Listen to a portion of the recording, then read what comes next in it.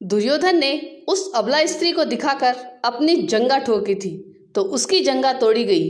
दुशासन ने छाती ठोकी तो उसकी छाती फाड़ दी गई। महारथी कर्ण ने एक असहाय स्त्री के अपमान का समर्थन किया तो श्री कृष्ण ने असहाय दशा में ही उसका वध कराया। भीष्म यदि प्रतिज्ञा में बंध कर एक स्त्री के अपमान को देखने और सहन करने का पाप किया तो असंख्य तीरों में बिंद कर अपने पूरे कुल को एक एक कर मरते हुए भी देखा। भारत का कोई बुजुर्ग अपने सामने अपने बच्चों को मरते देखना नहीं चाहता, पर भीष्म अपने सामने 4 पीढ़ियों को मरते देखते रहे। जब तक सब देख नहीं लिया तब तक मर भी ना सके। यही उनका दंड था। धृतराष्ट्र का दोष था पुत्र मोह, तो 100 पुत्रों के शव को कंधा देने का दंड मिला उन्हें। 100 हाथियों के बराबर बल वाला धृतराष्ट्र सिवाय रोने के और कुछ नहीं कर सका। दंड केवल कौरव दल को ही नहीं मिला, दंड पांडवों को भी मिला। द्रौपदी ने वरमाला अर्जुन के गले में डाली थी, सो उनकी रक्षा का दायित्व सबसे अधिक अर्जुन पर था। अर्जुन यदि चुपचाप उनका अपमान देखते रहे तो सबसे कठोर दंड भी उन्हीं को मिला। अर्जुन पितामह भीष्म को सबसे अधिक प्रेम करते थे तो कृष्ण ने उन्हीं के हाथों पितामह को निर्मम मृत्यु दिलाई। अर्जुन रोते रहे पर तीर चलाते रहे। क्या लगता है अपने ही हाथों अपने अभिभावकों को भाइयों की हत्या करने की ग्लानि से अर्जुन कभी मुक्त हुए होंगे क्या? नहीं, वे जीवन भर तड़पे होंगे। यही उनका दंड था। युधिष्ठिर ने स्त्री को दांव पर लगाया तो उन्हें भी दंड मिला।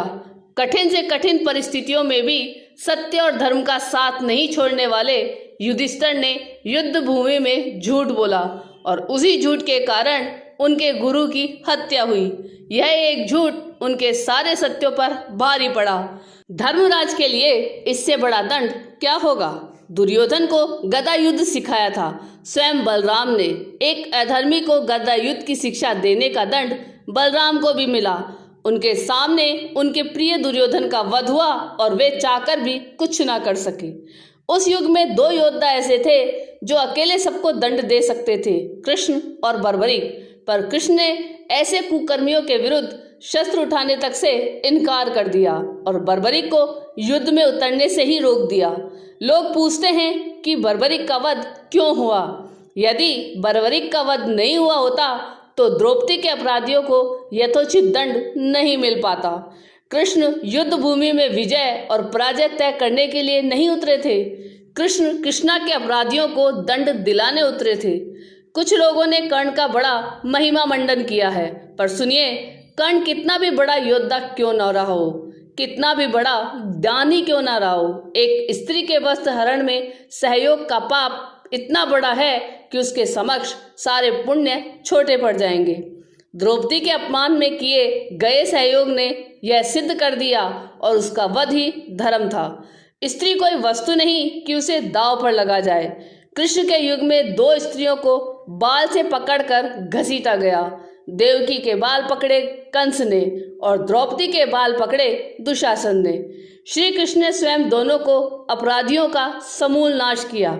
किसी स्त्री के अपमान का दंड अपराधी के समूल नाश से ही होता है, भले वह अपराधी विश्व का सबसे शक्तिशाली व्यक्ति ही क्यों न हो। यदा यदा ही धर्मस्य ग्लानिर्भरति भारत अभ्युत्थानम मर्दमस्य तदात्मानं सृजाम्यहम् परित्राणाय साधूनां विनाशाय च दुष्कृताम् धर्म संस्थापनार्थाय संभवानि युगे युगे। आपको ये वीडियो कैसा लगा यह कमेंट करके जरूर बताइएगा। चैनल पे नए हो तो सब्सक्राइब जरूर कीजिएगा। जय जय श्री राधे।